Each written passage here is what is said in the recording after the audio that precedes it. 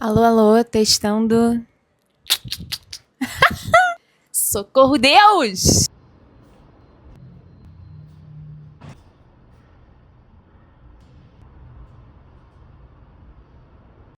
Oi, gente, como é que vocês estão? Eu confesso que eu nem tô acreditando que isso tá acontecendo. Num sábado à tarde, que eu finalmente vesti branquinho e consegui, não sei, fazer a unha, sabe? Ficar por dentro das novelinhas, não sei, aí me deu na telha. Falei, quer saber, vou gravar um vídeo pro YouTube, né? Como se isso já não tivesse sido planejado, arquitetado na minha cabeça milhares de vezes, mas eu acho que o querer e o de fato fazer, às vezes, eles estão um pouco desconectados, assim, né?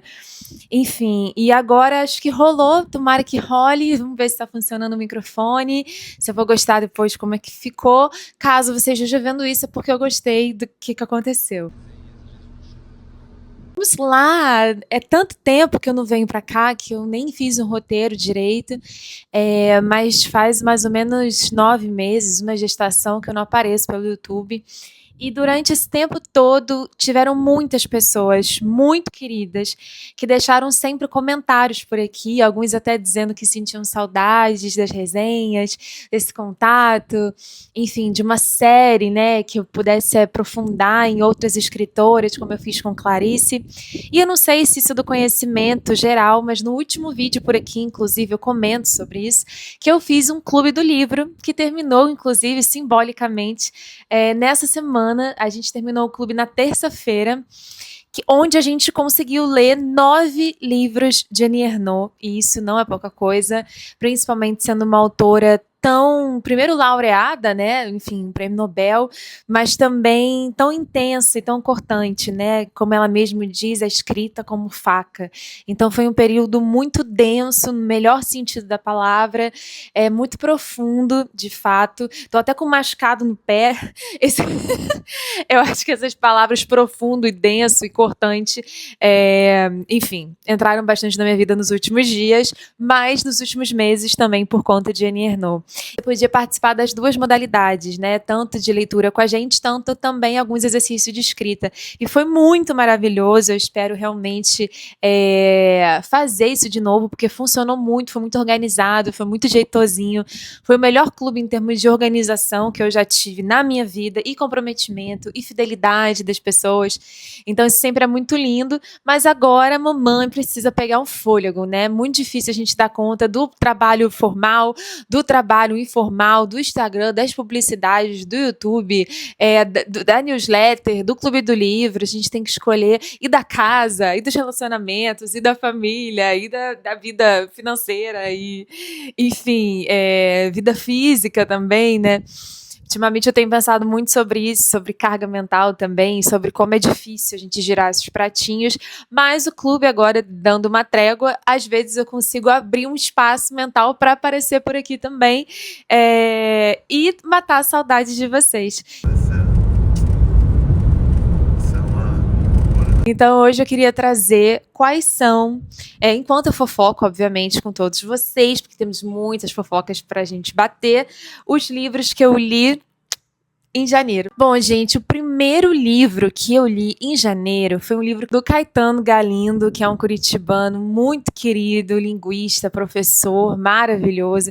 Inclusive, se você não conhece Caetano Galindo, eu recomendo fortemente que você assista às entrevistas, mas principalmente uma mesa que aconteceu na Flip do ano passado. Galindo, ao contrário do que ele pensa, ele é muito engraçado, ele é muito perspicaz, e também esse português também é maravilhoso, e tudo foi mediado pela Jana, que também é maravilhosa, linguista, belíssima apresentadora. Então, assim, esse encontro foi dos deuses, e lá ele já tece ali algumas coisas que a gente vai encontrar nos 2 livros dele. Eu comecei o ano lendo, foi o Latim Pó, e foi muito especial para mim, porque esse ano eu quero que ele seja muito brasileiro. Inclusive, eu comecei com essa meta, assim, de abandonar completamente tudo que poderia ser estadunidense. Gente, desculpa, mas realmente para mim está sendo impossível eu colaborar de qualquer forma com os Estados Unidos nesse momento, pensar em viagens, pensar, não sei, eu realmente estou muito desacreditada, nunca fui acreditada, mas agora,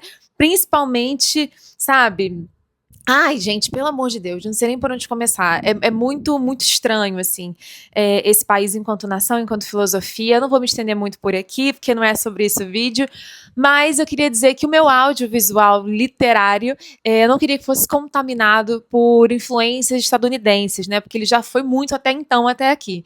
Assim como a maioria dos brasileiros também já tiveram suas influências muito contaminadas. Então agora eu queria relaxar e ver o quanto mais de Brasil, BBB, novela, filmes nacionais e tudo que você possa imaginar. E para mim começar justamente 2026 lendo Latim em Pó, assim, primeiro que eu entendo quem vai dizer que não era um livro de levar, né, na bolsa de palha para a praia, numa ilha, que foi como eu comecei meu ano novo, com um livro tão teórico. Eu super entendo, porque tá longe de ser um romancinho, né, gostosinho, romântico, pra gente começar o ano, assim, nas férias e com cheiro de sandal. Mas, ao mesmo tempo, eu acho que ele transforma, de certa forma, um livro que é para ser tão teórico em algo extremamente romanceado. Aquilo num romancinho, né, numa história um pouco mais literária, narrativa. E foi uma bênção para mim descobrir muitas coisas que fazem parte do idioleto de cada pessoa, né? Ou seja, esse mini dicionário que existe na vida de cada um, com expressões muito próprias. Tem pessoas que inventam expressões, eu, por vezes, estou sempre trocando alguma coisa ou outra. E eu acho isso a maior beleza da língua brasileira, que é uma das línguas mais belíssimas que a gente pode ter. Foi demais, assim, sabe? Logo na primeira frase eu já fiquei muito tocada. Ele começa com bem-vinda. Te damos as boas-vindas, né? Ele vai trazer muito Caetano, inclusive, né? Galindo trazendo Veloso. Que ele diz assim: o nome dela pode ser Luzia. Nasceu agora mesmo no Brasil. Um peso, mas também uma alegria. Ele vai começando a dizer, na verdade, o milagre que é cada criança conseguir integrar na sua formação todo um dialeto, todo um idioma, seja ele o mais difícil ou mais simples. Todas conseguem, de 0 a 2 anos, com algumas exceções, incorporar esse idioma como forma de milagre ao adentrar esse mundo. E aí, o resto é história. Então eu recomendo fortemente esse livro. Eu saí apaixonada. Uma coisa que eu não esperava, e eu fui pega de surpresa nesse livro também, foi o fato de que recentemente eu tô descobrindo muitas coisas da minha família, né? E aí eu sou Beatriz Veloso. Veloso vem muito dos portugueses, só que os portugueses sempre ouvi muito que minha família era Moura, Moura, Moura pra lá e Moura pra cá. E eu achava que Moura era sinônimo de árabe. E lá pelas tantas, lendo esse livro, eu descobri que não, que os mouros eram os povos berberes que foram colonizados, obviamente, nas reconquistas e cruzadas e tal, pelos árabes. E aí, tudo bem, é quase um sinônimo, mas não é exatamente um sinônimo. Então, foi interessante também descobrir essa parte dos berberes, dos mouros, dos caetanos, tanto velosos, tanto galindos. E não sei, celebrar realmente essa bênção, que é a língua mais bonita do mundo, que a gente tem a honra de poder falar. Em Angola, Moçambique, Cabo Verde, Guiné-Bissau, São Tomé e Príncipe, Macau, Timor-Leste, Goa, Damão e Diu. Sintam-se todos em casa, assim como todos os falantes de crioulo de base portuguesa. E os milhões e milhões de mortos no passado. Todas aquelas pessoas que um dia ergueram as vozes que nos deram o céu, palavra indo-europeia, azul, persa, que nos desejaram axé, que vem do fom, que nos moldaram o barro, ibérico, ou um carro, celta, de boi, que é latim, aquelas que por azar, palavra árabe, atravessaram guerras, germânico, as mães que nos fizeram pipoca, palavra que vem do tupi, e zelaram pelos nossos cochilos, palavra que vem do banto. Imigrantes do mundo inteiro que vieram e virão, com palavras, sangue e suor, e com novas maneiras de alterar para sempre essa floração estranhíssima do indo-europeu que acabou florescendo em terras tupiniquins e daí quis perfumar o mundo. A minha segunda escolha, gente, do ano foi essa aqui, Alguma Vez é Só Sexo, do Darian Leader, que é uma história interessantíssima. Na verdade, não é uma história, mais um livro teórico. A gatinha começa teórica e não termina mais. Não sei por que tá rolando isso, mas eu tô gostando desse movimento teórico talvez seja uma saudades, assim, de estudar, de fazer um curso, a Vera, talvez tenha alguma coisa relacionada com isso. Mas eu, de fato, amei muito esse livro. Eu acho que esse título ele é muito perspicaz, no sentido de que é uma ótima pergunta, né? Alguma vez é só sexo. E o que eu gosto aqui do Darian Leader, justamente, é que ele inverte a psicanálise, né? A psicanálise, ela vê em tudo sexo, né? Basicamente, isso poderiam algumas pessoas dizer. E aqui nesse livro ele quer ver no sexo tudo. Então eu achei, para começar, isso maravilhoso. E ele diz assim, né? Assim como podemos não ter consciência de nossas questões existenciais, muitas vezes a própria excitação nos é opaca. Eu gostei muito disso, porque eu acho que a gente toma muitas coisas na sexualidade como óbvias, quando na verdade é uma coisa extremamente pessoal, intransferível e não exatamente passível em todos os momentos de ser julgada, né? Porque realmente, assim como o dioleto que eu trouxe agora outra vez, que a gente pode ter um dicionário próprio, a sexualidade também ela é muito própria de cada pessoa, né? Não é que haja uma pulsão sexual original que seja cerceada pelos pais e pela sociedade, e sim que a própria sexualidade é o espaço contraditório e desigual em que sentimos um julgamento negativo, bem como um excesso ou uma falta de significação. Essa noção assim de que a sexualidade não é que ela seja pura, né, em si, e aí esses meios externos vão acabar enfim, dando uma consequência ruim, né, para a sexualidade, mas que ela é contraditória em si mesma e desigual em si mesma. Se no sexo encenamos, perseguimos e vingamos muitos aspectos da relação primitiva com os nossos cuidadores, sempre haverá um desequilíbrio de poder, pois foi assim que começamos a vida.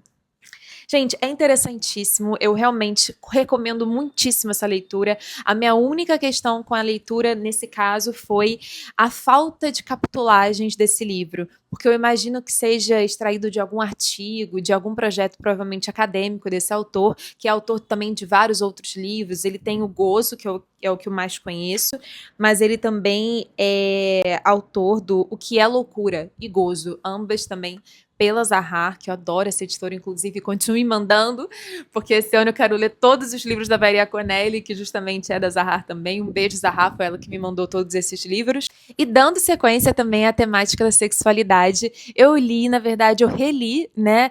Eu li pela primeira vez na versão, no meu original, no português, que é o uso da foto, e também pude fazer uma espécie de releitura do L'usage de la photo, que é um livro da Annie Ernaux, para o último mês do nosso clube, e é um livro que foi um belíssimo de um desfecho. Eu já tenho até, inclusive, vídeo aqui no canal, vou deixar aqui um cardzinho, sobre quando eu li pela primeira vez esse livro. Eu gosto muito, muito, muito desse vídeo, dos comentários desse vídeo, da resposta da Fósforo, quando eu gravei, porque quando eu gravo esse vídeo, a gente não tem nem a tradução ainda no Brasil, né, que agora a gente pôde ter quase todos, se não todos os livros da Annie Ernaux, praticamente, depois do lugar, disponíveis, né, no português. Inclusive, depois me contem, se vocês quiserem que faça, não sei, meio que vídeos sobre todos os livros que eu li da Annie Ernaux, como se fosse da Clarice, para a gente ter aqui como histórico e como referencial, não sei. Me contem se você acha que vale a pena. Mas, eu estava dizendo sobre o uso da foto, que é simplesmente um dos livros mais chocantes e maravilhosos e experimentais, assim, que eu já li em toda a minha vida, né? O uso da foto vai trazer, basicamente, um casal, e agora eu posso dizer com muito mais pompa, porque agora eu entendo muito mais a vida de Annie Ernaux para poder falar essas coisas para vocês, mas, basicamente, Annie Ernaux, aqui já com uma idade um pouco mais avançada, divorciada, sofrendo de um câncer de mama, ela está, né, enfim, sem os filhos. Agora ela é uma mulher um pouco mais independente nesse sentido, imagino eu, já aposentada, com uma certa idade. Ela encontra num date um rapaz chamado Marc Marie, que é um fotógrafo, né, acho que ele é belga, se eu não me engano, também humorista, vi vários videozinhos dele no YouTube, acho que ele é bem dos humoristas, enfim, mas também fotógrafo. E aí eles saem, assim, para tomar uma coisinha, enfim, era um date, e ela deixa bem claro, então, tô com câncer.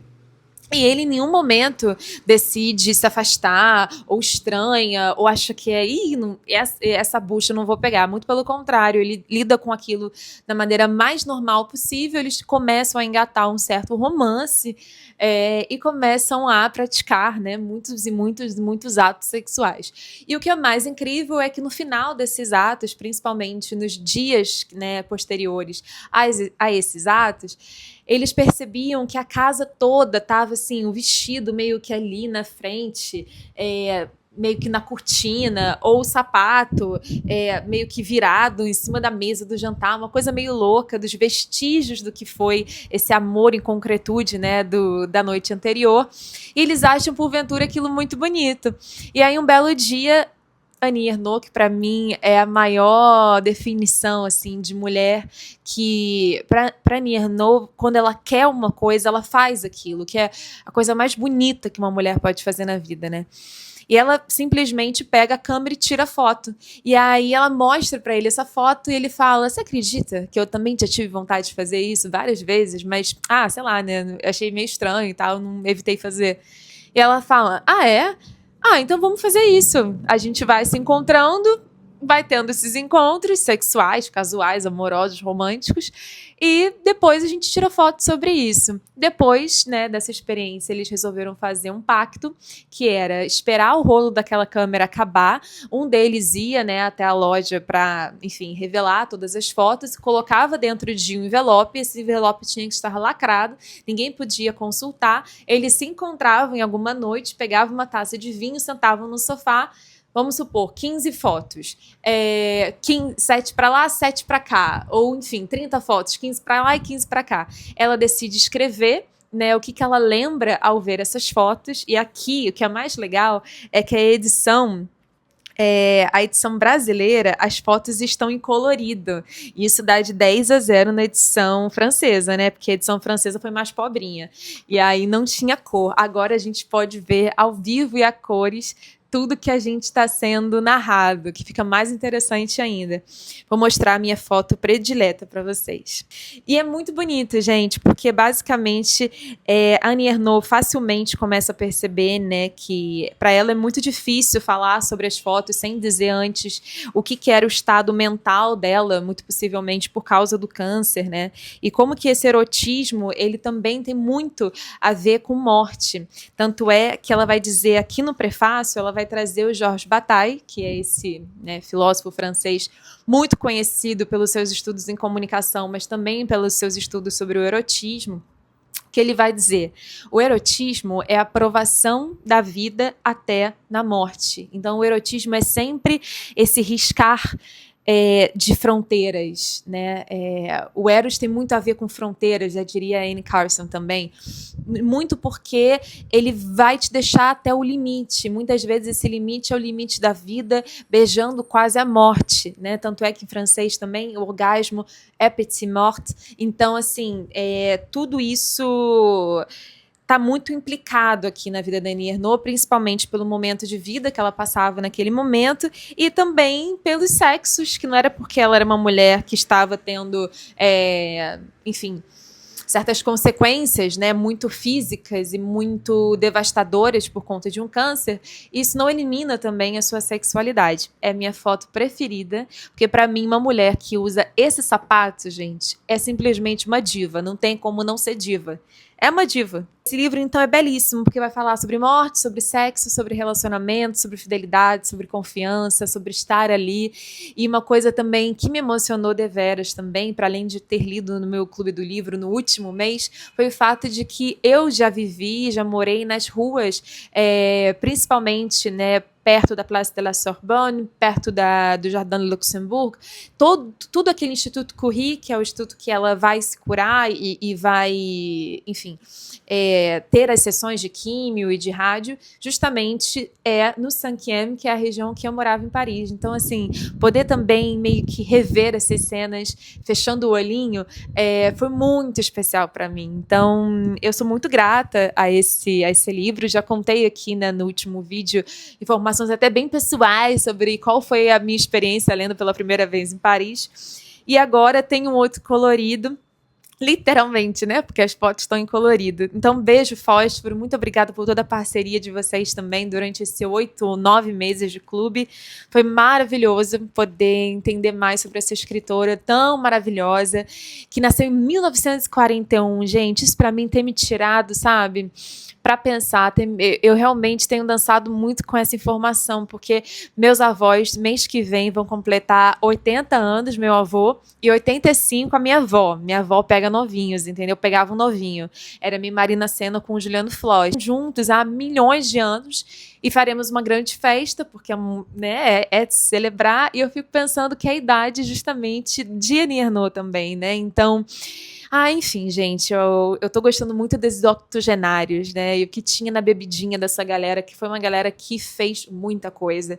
Então, esses anos de 1941, 1942, temos Caetano, temos Gil. É uma loucura, gente, juro. O que tinha nessa água aí não é pouca coisa, não. E para mim é uma honra estar sendo influenciada. Não é brasileira, né? Não tá fazendo parte do meu pacto inicial de só ler brasileiros, mas é uma francesa que eu guardo muito respeito, muito carinho, muita admiração por toda uma vida em prol dos seus próprios desejos, assim, né? Muito, muito destemida e, enfim, é disponível para entender que a vida é um experimento, né? Ela dizia muito isso e ela fez da vida dela um grande experimento em torno do amor, em torno da independência, da autonomia, dos filhos, do casamento, da escrita, principalmente. Então, enfim, Annie Ernaux. Ai, ai. O livro que eu li esse mês foi o Eros, da Anne Carson, também com o Clube do Livro, chamado Great Books, Great Hits. Uma honra também de ser uma colaboradora. A Letícia Zambon inventou esse novo Clube do Livro em São Paulo e a gente quis estender ele para uma versão Pocket Summer aqui no Rio também, em dezembro, janeiro e fevereiro. Então foi maravilhoso ter lido com as meninas também o Eros, da Anne Carson. Eu vou confessar aqui para vocês que para mim não foi a minha leitura favorita. Esses outros 3 aqui foram mais, não sei, acho que me afloraram outras coisas. Esse aqui eu achei um pouco monótono, achei difícil, achei... Não sei, eu acho que a forma mesmo como ela escreve não me causou tantas reviravoltas internas, digamos assim. Mas eu estou disponível para querer ler mais um pouquinho, talvez reler, para entender esse frisson todo, porque muitas meninas, inclusive a Letícia mesmo, né, que inventou o clube, ela é muito devota de Annie Ernaux, de Anne Carson e também de Eros, assim. Mas eu acho que falar sobre erotismo, principalmente com mulheres, de maneira presencial, num clube do livro, lá na Glória, aqui no Rio de Janeiro, foi uma experiência maravilhosa, né? Eu sou apaixonada pelo... É muito importante, assim, a gente falando de Eros, assim, mas minha mãe e minha avó estarem aqui, mas a minha avó e meu avô, eles são a corda e a caçamba, e da minha vida também. Um lugar de amor e de cuidado, que é isso, assim. Eu acho que é o Eros num outro lugar. Eu acho que até esse mês eu não lia erotismo enquanto uma palavra que fugisse muito do quesito sensualidade. Eu achava, inclusive, que eram quase sinônimos, de certa forma. E aí eu pude entender que não, o erotismo é a fronteira, o erotismo é a falta, o erotismo é o vazio, é o mistério, é aquilo que precede o risco, é aquele sentimento de que vai acabar a qualquer momento e você aproveita aquilo até a última gota. Então, é a morte, muitas das vezes, né? Esse vídeo vai ter muitas palavras, eu acho, talvez censuradas pelo YouTube, estou com um pouco de medo. Foi muito mágico, assim, poder ampliar os meus sentidos para falar sobre erotismo, principalmente com mulheres, que eu acho que é sempre, sempre útil e necessário. Foi isso, muito obrigada por ter ficado até aqui, por ter me escutado. Queria dizer que eu fiquei muito tempo fora, porque muitas coisas aconteceram. Como vocês podem perceber, o meu cenário, ele mudou, porque não moro mais na casa dos meus pais, hoje em dia eu tenho meu cantinho. Isso é fruto de muito trabalho, de muita persistência, de muito talento também. Eu tenho recentemente conseguido falar essas coisas. Eu sempre acho que eu conquistei muita coisa na cagada, mas a verdade é que não foi tão cagada assim, era só realmente eu não conseguindo enfim, senti orgulho da minha trajetória até aqui. Hoje em dia eu acho que eu encho mais o peito para falar sobre ela. E definitivamente muitas coisas aconteceram nesses últimos tempos por aqui. Inclusive eu fui agraciada com uma chance de trabalhar numa editora. Um pouco depois de eu parar de ter feito os vídeos, eu entrei numa editora. E hoje eu posso dizer que se eu entrei lá sendo uma Bia que gostava de livros e tinha clubes do livro e tinha aqui o seu canal no YouTube, eu saí de lá realmente entendendo o mínimo do que é o xadrez editorial, das escolhas de cluster, de direitos autorais. Para falar de autores, falar de editores, falar de marketing. Consigo entrar em qualquer livraria e entender o que está acontecendo ali, né? Esse livro aqui não tem um valor exatamente comercial, mas ele tem um valor simbólico, ele está atrelado a um público mais flip, que era o que eu cuidava, a um público mais, enfim, adulto literário, digamos assim, que pode ganhar, porventura, um jabuti ou ser finalista, e esse aqui não, esse aqui é mais contemporâneo, ele é traduzido, ele não é de um autor, né, brasileiro, mas ele tem um grande valor comercial, e ele que vai pagar todos os livros que a gente gosta, que eu gostava, que não tem esse valor comercial, tem valor simbólico, e você entrar numa livraria, você entender por que as coisas estão ali, para mim foi um grande aprendizado de ter ficado lá, e depois eventualmente sair para outros projetos. Estou muito grata e eu acho que nos próximos vídeos, inclusive me ajudem a trazer mais vídeos para cá, façam sugestões, né, de o que vocês gostariam de ver por aqui. Acho que é isso, falei um bando, Jesus Cristo. Sejam felizes. Um beijo, sempre um prazer e tchau.